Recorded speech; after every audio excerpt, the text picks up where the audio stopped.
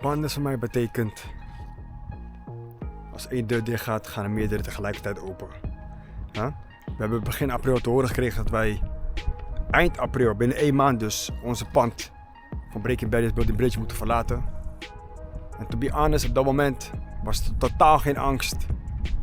Geen enkele vorm van onzekerheid, want ik wist, whatever comes, comes. En ik heb vertrouwen dat alles goed komt. En ik heb een cirkel, een team van titanen om me heen. Know what I mean?